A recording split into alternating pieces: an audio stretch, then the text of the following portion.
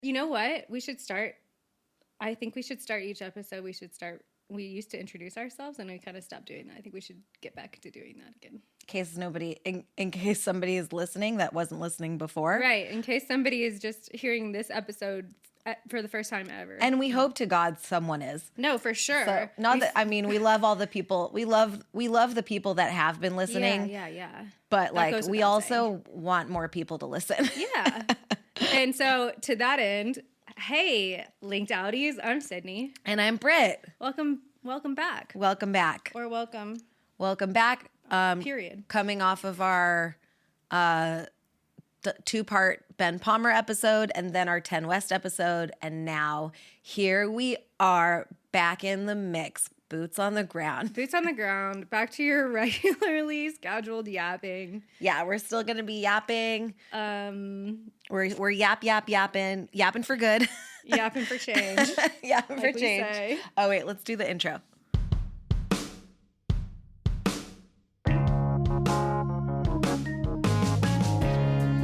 Welcome to LinkedOut. Welcome to LinkedOut, the podcast that won't help you get a job, but will make you feel better about not having one.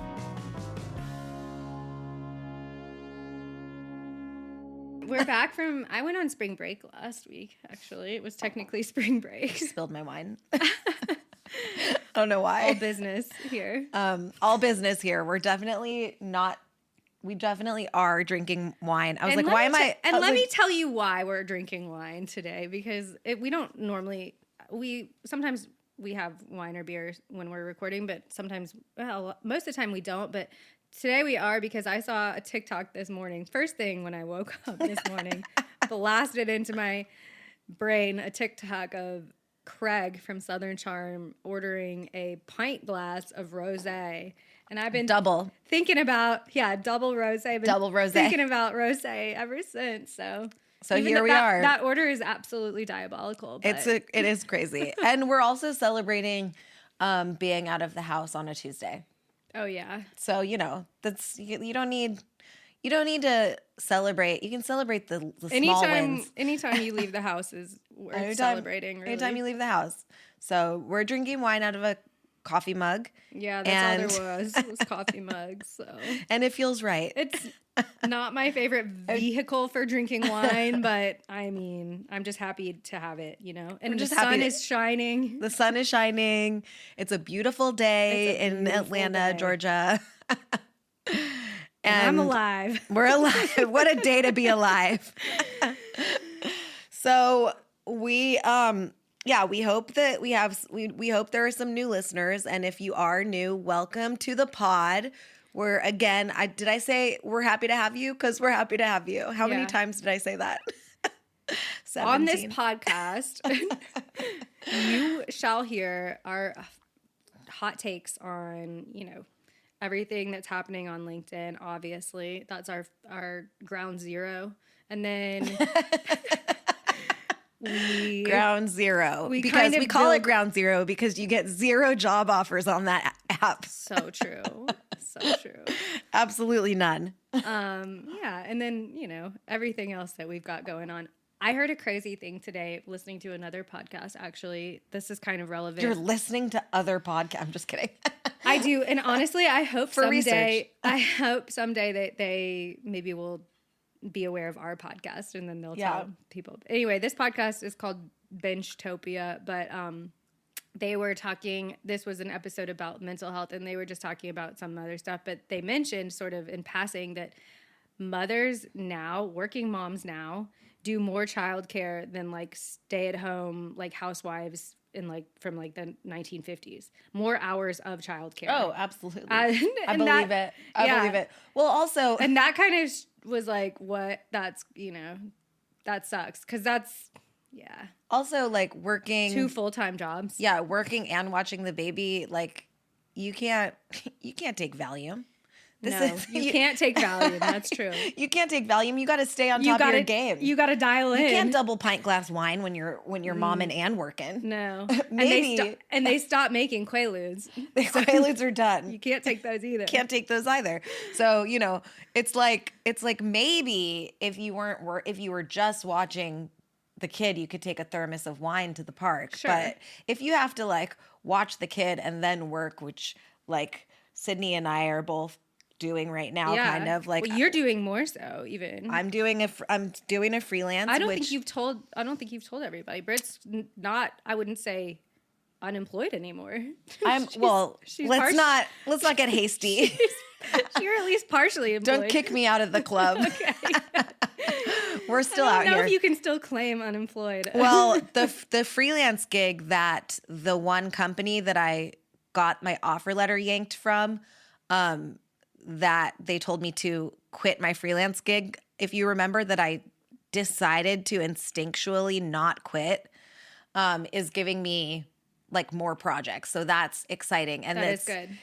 It's weird because... And it's really good you didn't quit. It's really good I didn't quit, which would make me being upset about getting an offer letter yanked even... So much worse, even more upset than I already fucking was, because that's fucking rude as shit. But it kind of softened the blow a little bit because I got some more projects and like got a lot of hours the week after they fucking did that shit to me. So like that was nice. But I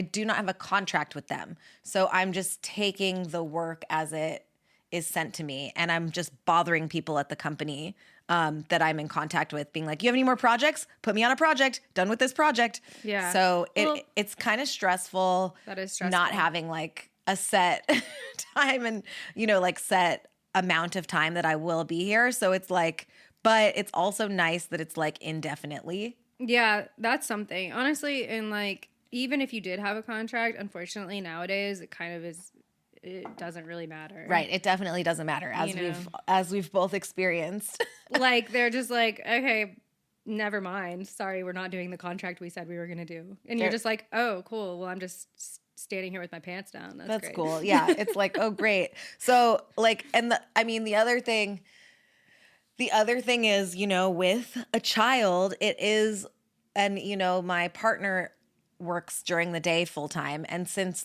I work from home, I'm like defaulting to like doing double duty. No, you are literally doing both. And it's not easy. There's lots of like sneaky little tricks you have to pull. Like if you're in a meeting, you have to like put on Blue's Clues and like, give her a snack and have her watch this for 20 minutes while you do this meeting. And then like maybe like put her in the car while you have a meeting and drive to a park and then let her play on the park and then get in the car and do your other meeting. Like it's really, it's not for the faint of heart. What I would say, I think too, it would be helpful if they did have like a contract so that you would at least know like, I'm going to be working until this time. Then you could be like, okay, maybe I can have somebody help, watch your daughter, like, because I know I'm going to be working for the next 3 months or however long. Yeah. But you don't know that. I don't know. It's like, because it could just stop tomorrow. Yeah. And I don't think it will, but you just don't know. And I already had to like slightly screw over the female comedian that normally watches my baby. Which was never your intention, obviously. No, because I, had that job lined up and I hired her for the week and I was like, okay, can you do, and she actually, side note, got fired from her teaching job. Oh no. For a joke she told about being a bad teacher. No, that's not fair. No, it's not. They heard somebody at the school heard the joke and it got back to, whoever. Well, there's a social media person that she is on the outs with at her school. She doesn't think she's funny, I guess. She thinks she thinks that's the person that told them about it. Probably is. So, I don't know. But, it is all still speculation because can a bitch tell a joke anymore? Can a bitch tell a joke?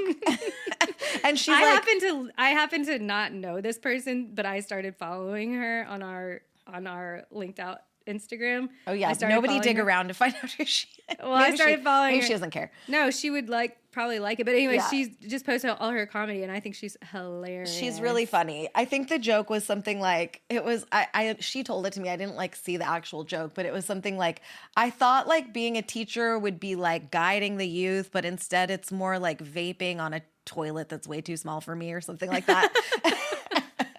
And I'm like, that's pretty funny. And then she told me, she was like, I don't actually vape in the kids' bathroom. It's just a joke. It's just a joke. She was like, I'm not like vaping at school. Like, get out of here. Damn. But yeah, so I like to hire female comedians to watch my baby because it's like the perfect situation. They don't work during the day, so they can like come and watch the baby during the day. And also it's like really good extra cash. And, you know, like how funny is my baby going to be, you know, with only female comedians watching her? She's going to be hilarious. You're setting her up for a lifetime of success. This is Birdie's 20-year plan. 20-year plan. The problem with her being so loved and well-adjusted is she's probably not going to have a lot of adversity. That's true. But her name is really long and complicated, so maybe that's something. Yeah, that'll be something for sure. That'll be something. She's gonna be Birdie Rose Kittredge Fransman. That's pretty a mouthful. Yeah, that's a mouthful. She's gonna have a strong personality with that long of a name. It's really long. Yeah. But anyway, so it is hard to like figure out childcare because I can't really commit to like, I can't really take like an actual nanny person, and tell them that they're going to be working like, you know, X amount of hours a week because I don't know. Yeah. So it's like, no, that's impossible. You know, and I really just need 3 hours in the day. Like I need like 1:30 to 4:30. Yeah. And that's not enough time for, you know, people to like do this. Well, anyway. Yeah. So like definitely the complications of, you know, trying to like figure out how to make it work. Like everybody is, but you know, that's just like an extra layer of like, will they, won't they have a job? I know. It's pretty crazy it's to a have. ripple effect. It is. It's pretty crazy to have like little kids too and be in this like part of your life. Like I don't think that people really recognize like it's just full on with little ones, and I'm talking about like under 3 years old, more or less. Like it's full on. It's full on the whole time you're with them. There's no like. Sometimes I'm like, I need a break. And I'm like, but from who? Like, I'm not going to get a break. What's going to happen? I can't get a break. There is no break. There's nobody here. I've been like, my whole life, I've been taking little breaks for granted. And I didn't even know it. I could always take a little break. Now I can't ever take a little break. Oh my gosh. It's like, I saw something on TikTok that was like, being a mom means you never get to rot again.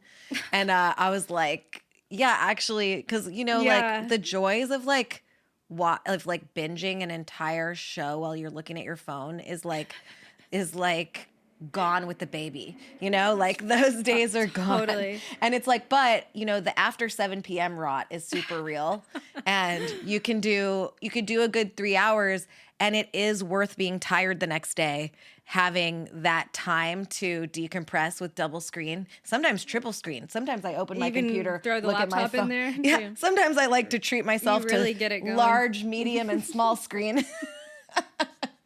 Sometimes if small screen just isn't cutting it when the baby's asleep, I like to treat myself to medium screen and play spades while I'm binging a show, while I'm looking at my phone. I'm like, oh, I have to look up this person from the show's Wikipedia page while I'm also in a spades game. That honestly, you looking at people from the show should be your actual job, because you're so good at that. I'm so good at it. And for some reason, I have photographic memory with people's Wikipedia pages. And that's it. It's like the stupidest, worst superpower ever. Like somebody will be like, oh, who's this person? And I'm like, this person, they got married this year. They're this age. They have how many kids? Like, I'm just like, I glanced at their Wikipedia for 4 minutes. Yeah. And I just like, I know it's cataloged in my brain. Yeah. And I'm worried it's taking up valuable space for necessary things. It probably is. We'll never know though what space you could have done with that. We'll never know. Yeah, we'll never know.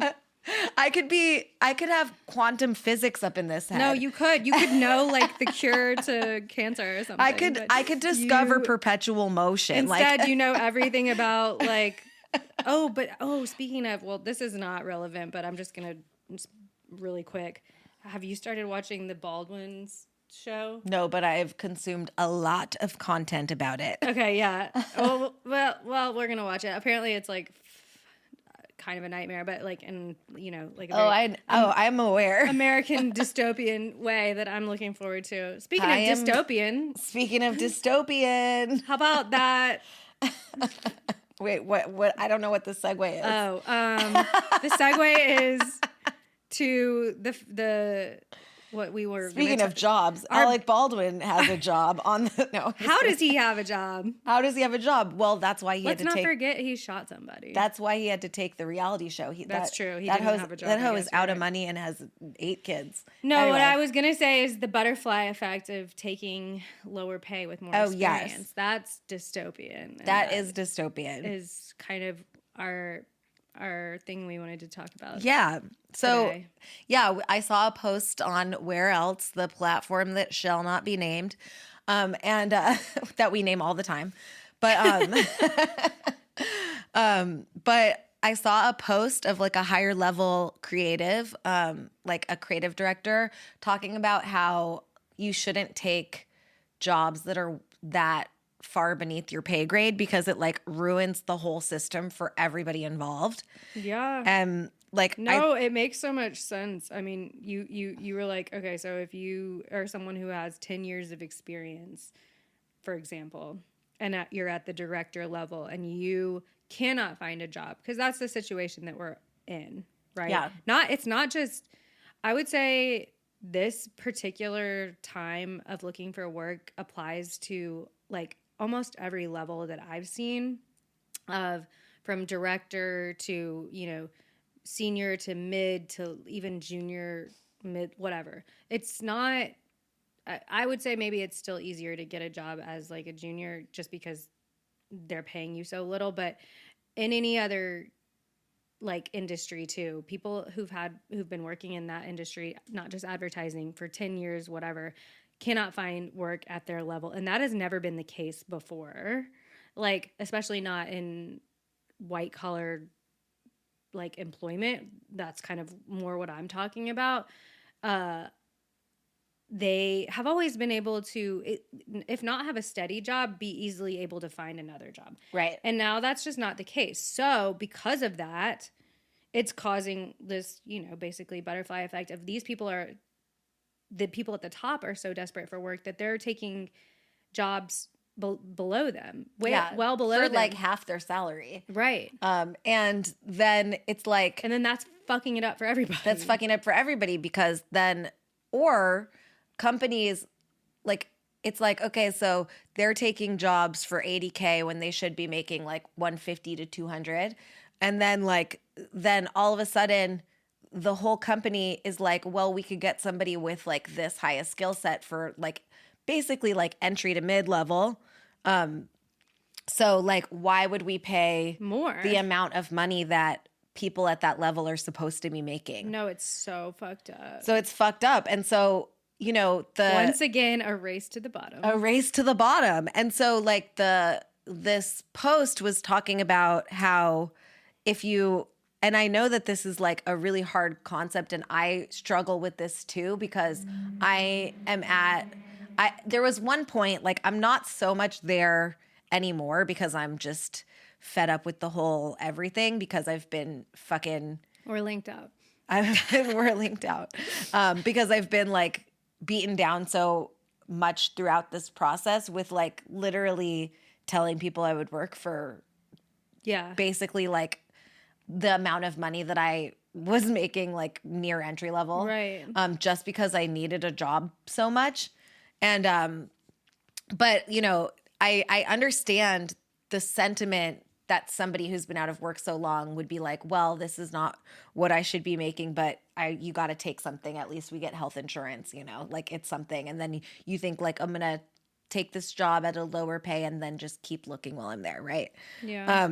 And so like, I get it. But like this, post was saying how if you can not take jobs that are that beneath your pay grade, because that would mean that like, you're devaluing your work. Devaluing your work. And so like ideally nobody with 10 years of experience takes a job that's 80K. Yeah. Right. And then these companies have to either come up on their salary for somebody with the experience they want, or hire somebody with less experience that maybe can't do the job that they need of them. Yeah. And so then, they would have to bring someone in with the amount of experience they need and pay them the amount they're supposed to pay them.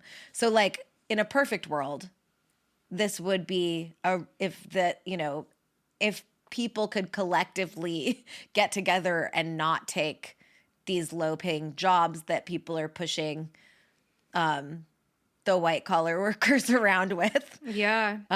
Then that would work. But I think that like in this economy, there's always going to be somebody with the amount of experience they're asking that is willing to work for this amount of money, which is it's true. Unfortunate as fuck.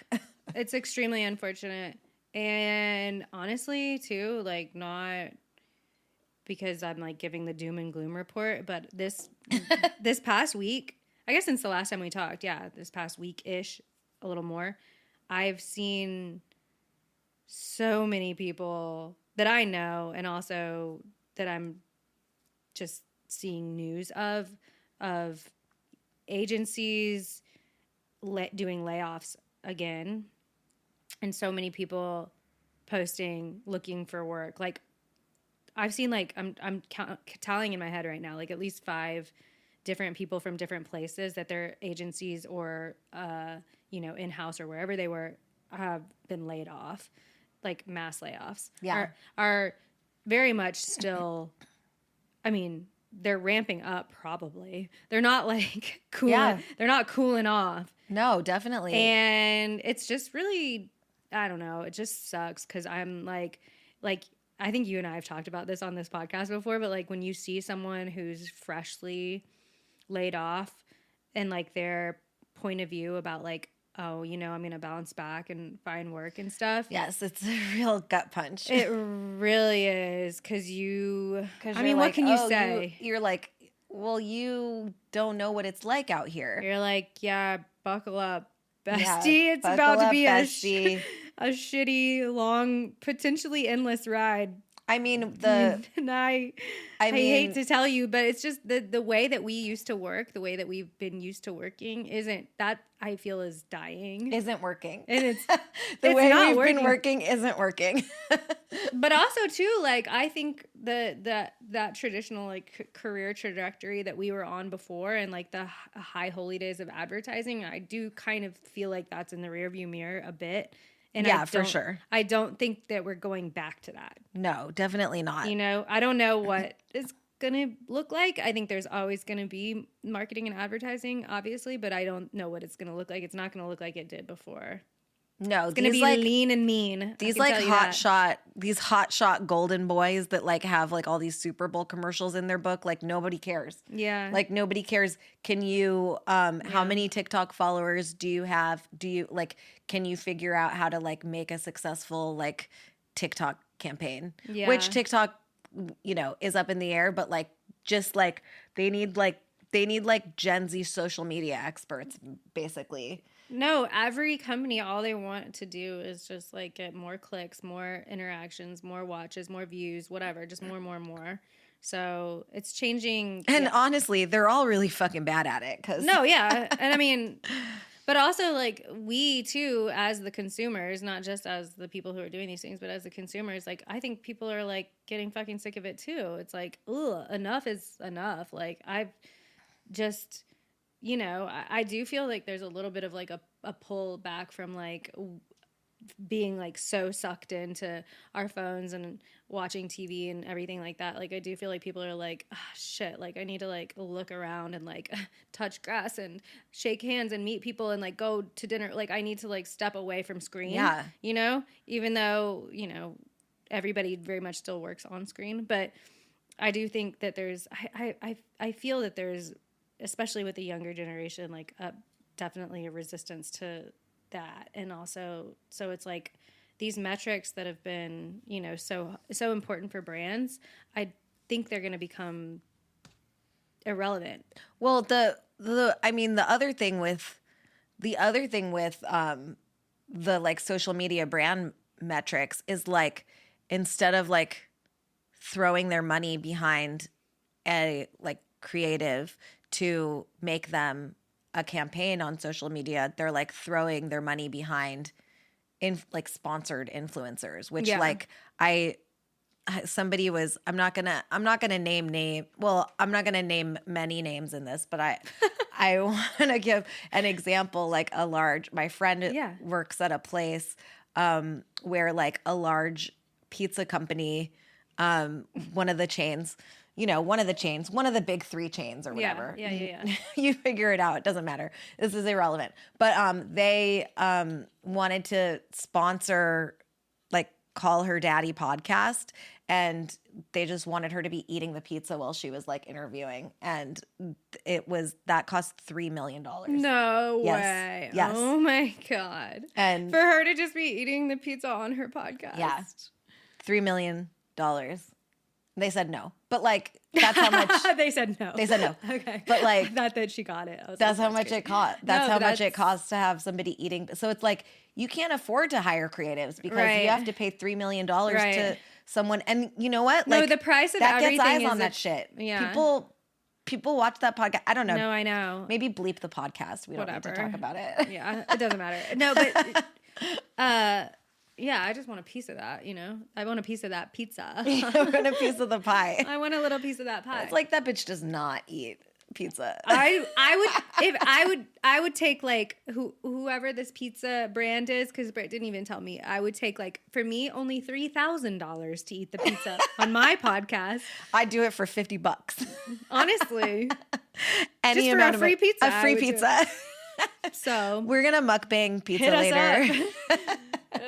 We're gonna ASMR eat an entire pizza and see if that gets us more engagement on this podcast. That's probably a good idea. We do need to try some new angles. Do I need to explain to the audience what mukbang is? Is that like inside TikTok baseball? No, I don't think so. Okay. Everybody, that's I don't know. Watching videos of people eat. Okay, yeah, it's watching videos of people eat. Like it's, and they like to do like some ASMR with it, like of chewing. So they put like an extra microphone on it. Ooh, speaking of videos. I got another transition. Segue. Yeah. Somebody asked for our take on tariffs, and we're not probably going to give you our take on tariffs because they're fucking stupid. Well, yeah, I guess I don't know. Me personally, I'm just like, yeah, it sounds like it's going to suck. Everything's going to be more expensive. That doesn't sound great. But we have been seeing something we wanted to talk about on TikTok, and you've seen it a lot more, but it's just really interesting because it applies to like the fate of these big brands, these big luxury brands that mass produce their products in factories in China. And now basically these people who work in the factories, or the people, well, you explain it. So so big luxury brands like Birkin and Gucci, Dolce & Gabbana, like all of the ones that are Louis Vuitton, all the ones that are super expensive. So first of all, these brands, a lot of them have stamps inside of their inside the handbags that say made in Italy, because they first, like, little context, they all but one step assemble these bags in China. They hand stitch them in China, and then they leave like one thing. They ship it to Italy, and they do the last thing so that they could stamp a made in Italy sign on it. Like, yeah. It's not whatever. So they're obviously, China's pissed about the tariffs. They're like, you guys have fucked us over for the last time. And so they're like, what are you guys going to do? They're like, I keep seeing this thrown around a lot, that the U.S. is like, we hold all the cards, and China's like, but we made the cards. Yeah, made the cards. We made the cards. So and now what? And I just think that's the perfect way to like sum it up. But yeah, continue with this. Fucking the United States doesn't hold any cards. There are no cards. There are no cards. If China didn't make them. We're a joke. It's just fucked up how big of a joke every other country thinks America is right now. But you know, whatever. So even those penguins, those poor innocent penguins. Those poor penguins. They're even getting tariffed. They're getting tariffed. Terrified. They're terrified. So they're like, you know what? I don't really give a fuck about Birkin. Like, I don't give a fuck about Birkin. So there's like, I was watching a specific one. There is not Jane Birkin. We don't give a fuck about her. We don't give a fuck about her. Which, on a separate note, I don't know if on a separate note, Jane Birkin, I guess like she's not the enemy, but I do like, I don't know much about Jane Birkin except that she used to like to treat her bags like Mary Kate and Ashley treated their bags, which is like throw around. Like, yeah. And I feel like that is true. That is true wealth, is like just, you know, like having like not giving a shit about not giving a shit about your $100,000 bag. Like having like a pen ink all over the bottom of your bag and not giving a fuck about it. Yeah, because you're just going to get another one anyway. Yeah, you're just going to get, it doesn't matter. Like using the shit out of your bag, not like these rich housewives of Beverly Hills walking around like scrubbing little spots off their Birkin. They have like perfect like boxes for them where they live when they're not being used. Yeah, it's like, no, you fucking throw that shit on the floor of your kitchen. You run over it with your car. Yeah, you leave it on the top of your car. You let your kid throw up in it. You put your dog in it. You put your dog in it, okay? You spill a whole bottle of wine in it. Okay, continue. But so basically China, there's this one bag, it's like the most expensive Birkin bag. It's like $250K. It's like made out of white alligator. They're like, and these Birkin bags, and I know that this is not like a fashion podcast, but we are going to bring it back. But these Birkin bags, these $250K, like, it's not like if you just have $250K, you can go buy one of these. You have to have spent $1 million in a Birkin store to be considered to own this bag. Oh, wow. Right? So this is like the elite. It's not a starter bag. It's not a starter bag. You have to have spent literally $1 million in a Birkin store, which I find absolutely insane. That's absolutely insane. And so anyway, crazy. I'll never, ever be able to ever conceive of doing that. Spending $1 million on purses. If I had $1 million to throw around, I would not want a purse. With it. Why would I want a purse? Like, I don't like, if I had $1 billion, I wouldn't do it. Still wouldn't do it? No, come on. If you had $1 billion, you would, because you wouldn't even miss it. No, but like, think about, okay, like, not to be an asshole, but like, think about what $1 million could like do for like. No, I know. You know what I mean? Like, but in this scenario, if you were a billionaire, you wouldn't be ethical because there is no ethical billionaires. Right, that's true. You would have no morals. But then I wouldn't be a billionaire because I would be giving away my money. You'd be constantly giving it away. That's true. like Craigslist, like that guy, the guy from Craigslist, Craig. You know that I've talked about this on the pod before. Talked about this before. But like, Go back to that episode. He would be a billionaire if he didn't give away his money so much. Because whatever. We like Craig. What would Craig do?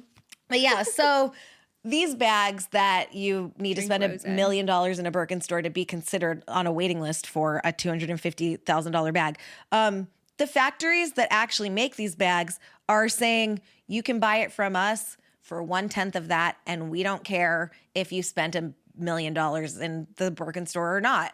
And we will send one to anybody who wants one for 1/10. Now, 1/10 is still a fuck ton of money, but they do have like every version of these luxury bags. So sometimes, and it's happening. I think more at the reckoning is just like, what do these luxury brands have if they don't have any clout? You know, that's kind of like what we're seeing in real time is like, buy to your clout and like good luck getting it back, because now like a whole generation, more than a whole generation, I mean, I would say a lot of people are watching, and I was telling you this before we started, like side by side videos of like these luxury, quote unquote luxury goods being made next to the quote unquote dupe of it being made. It's the same video, and it's like, how do you justify that price tag? Good luck. Good luck. The fucking blinders are off. You know what I mean? People can see how the sausage is being made quite literally, and they're not going to pay more for it. I mean, they're not going to pay. And like, they're doing it I don't know what's going to happen, actually. I guess I shouldn't say that. Probably dumb rich people will still pay more for it because they're dumb. But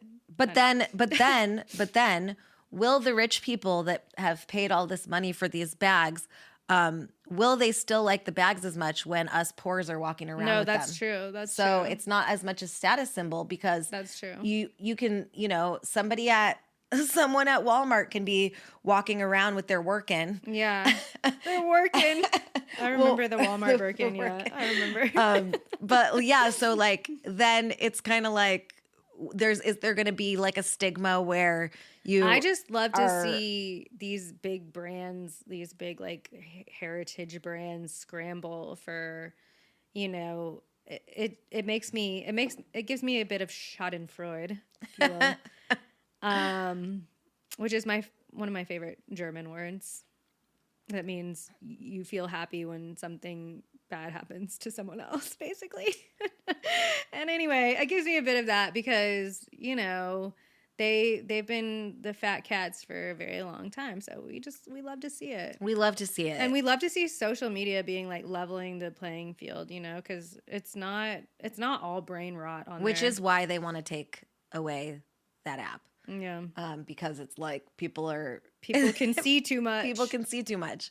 And so like totally we can see too much. But yeah, so I'm here for this takedown. So it's like, again, if you're trying to buy even let's go on a smaller scale. Like if you're trying to buy a $2,000 like leather, like Gucci leather jacket, right? Yeah. Like you can get it for $100. So even if you pay, fuck yeah. So like even if you pay like 100% tariff on this Gucci leather jacket, that's still $200. Yeah. Instead of $2,000. Yeah. So regardless of 100% tariffs on these things, yeah, you're still going to get it for cheaper than you would get it from the luxury store that they're going direct to consumer. They're going direct to consumer, cutting out the middleman.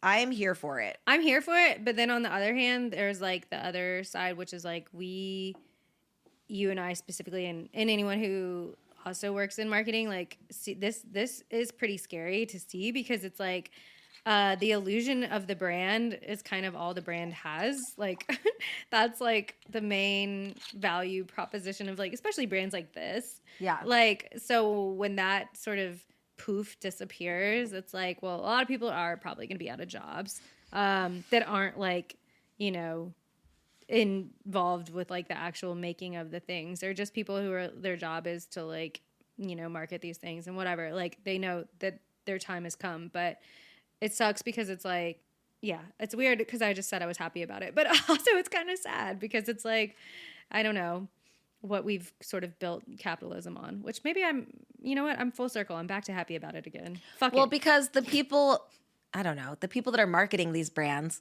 like, I mean, they're a part of some of them are a part of the working class, like the sales associates and stuff like that. Yeah. I get it, but like also like that is tricky, but it is tricky. We are in a way. It reminds me too, though, of like, so you posted something just so funny today. You posted it today, I think, or maybe yesterday. What was it? What did I post? No, you posted on oh no. On good old LinkedIn, you posted. Oh yeah, I did post something. Cool. We all don't have jobs, but Katy Perry went to space for 11 minutes. She's out here doing suborbital space tourism while the rest of us are sending our resumes into the void. And then it goes on. It's really funny. But someone commented on it, like, and I kind of got in, not just in a little conversation with them, not in a disagreement or anything. See, my new we're having a conversation in the comments of your my LinkedIn post. My new LinkedIn thing is post and leave instead of like stay on the app. Yeah, post and leave. I actually haven't seen any of the engagement. That's actually perfect. You have good engagement. I'll tell you. I'll ruin it for you, but this one's doing pretty good numbers. This one's doing numbers? Yeah. Oh, yeah. And someone was like that it's neo-feudalism. And then somebody commented like, except for the peasants are happy to offer a ton of their cash to the nobility absolutely voluntarily, even when they choose between that and being able to feed themselves. And guess who's enabling them? And he didn't say anything. And so then I was like, is it the marketers?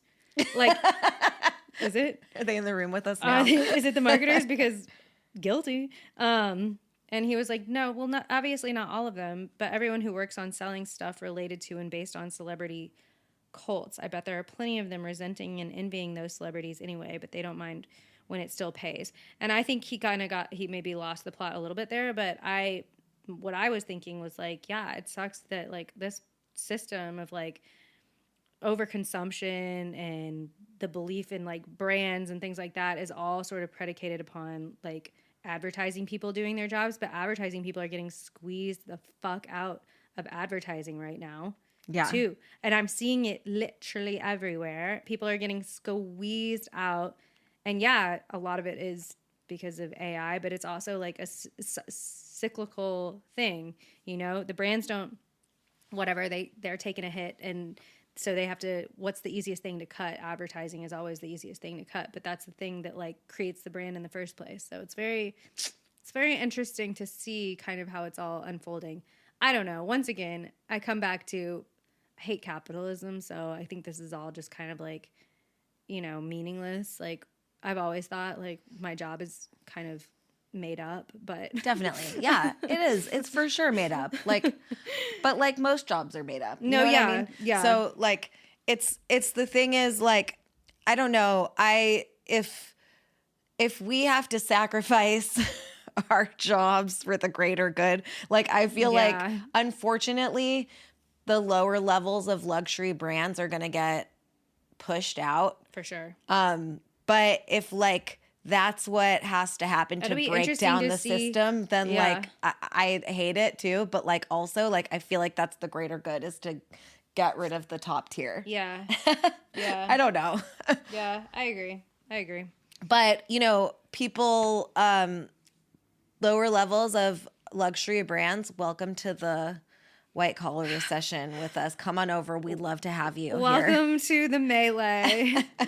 I guess we should wrap it up though. I did want to say one more thing though. I did see that wasn't a good. We need a good wrap up here. Yeah. Well, yeah. This isn't going to be it because this is kind of a bummer. Okay, we'll just say it anyway. Well, no, because I always feel like this other podcast that I was listening to, they struggle with this too, which is like we always like are good at like pointing out the problems, and then we're just kind of like, well, what are you gonna do? What are you gonna do?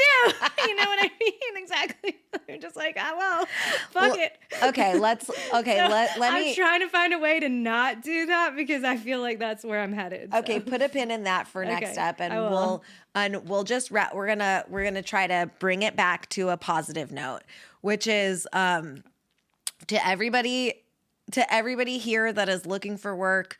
Like we support you and we want to help you. We want to support your creative endeavors that you're doing while you're not working. So please slide into our emails and let us know so that we can support your side hustles like you are supporting ours. Yeah, because you'll notice, anyone who's listening will notice that we don't have any ads on our podcast, and that is not intentional really, but we could also start advertising for actual, you know, people. Yeah. That could be a way that we stick it to the man, you know what I mean? Yeah, like let's all community this. Karen or if Susan writes in and says like, I have an Etsy shop and I want to be on your podcast and here's, you know, $20 for you to shout me out on the podcast, I'll be like, yeah, well for sure do it. What do you sell? Susan, you sell little voodoo dolls that you make? That's so fucking cool. Susan, you sell voodoo dolls of CEOs? I love it. Actually, yeah, we support that. Note to self. Really good idea. New business venture. Maybe we have another side hustle on the horizon. Suck it, Susan. Suck it, you made up person. Voodoo CEO dolls. Okay, nobody steal that unless you want to steal it. Take it. No, but for sure. Are we gonna just let us know so that we can shout it out on the podcast. Yeah, because we would love to support our small businesses and small creators and out of work, white collar, or blue collar, or any collar, really. Right. We would love to support. We want to support. We're all in this together. We're a community. We're building community. And thanks for listening. And that's it. We love you. We did a positive note. Yay. Okay, we love you guys.